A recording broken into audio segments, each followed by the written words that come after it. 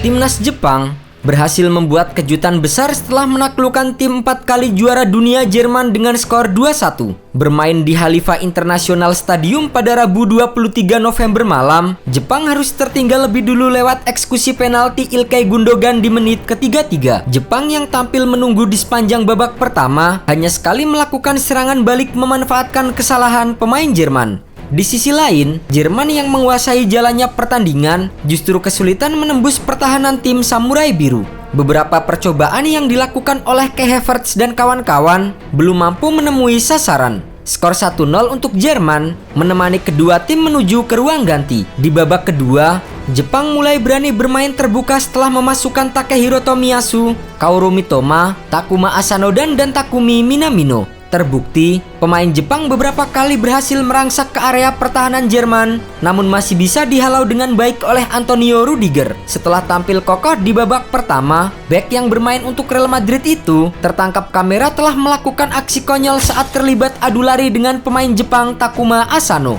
Dalam video rekaman ulang yang viral di media sosial, memperlihatkan Rudiger berlari dengan berjingkat-jingkat seolah mengejek pemain Jepang. Momen itu viral setelah menjadi bahan perbincangan penggemar sepak bola yang menganggap Rudiger telah meledek pemain Jepang. Apalagi setelah kejadian di menit ke-64 itu, Jerman justru harus kebobolan lewat gol yang dicetak oleh Ritsu Doan di menit ke-75.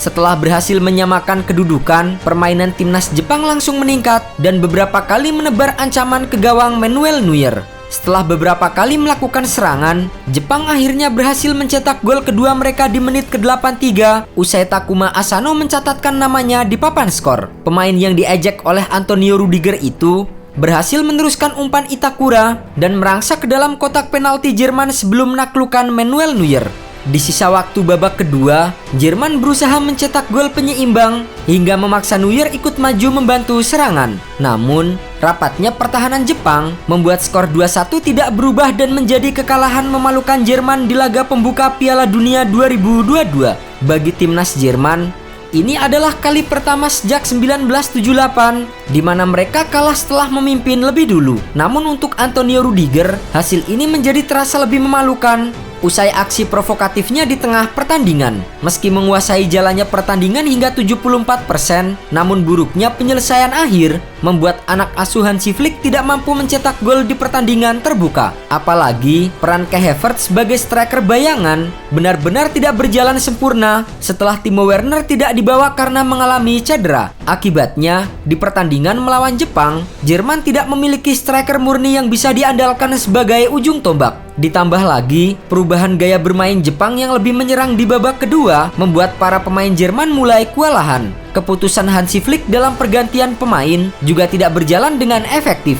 Masuknya Leon Goretzka, Niklas Füllkrug, Mario Götze, Jonas Hofmann dan Youssoufa Moukoko nampaknya tidak memberikan dampak positif apapun untuk permainan Jerman.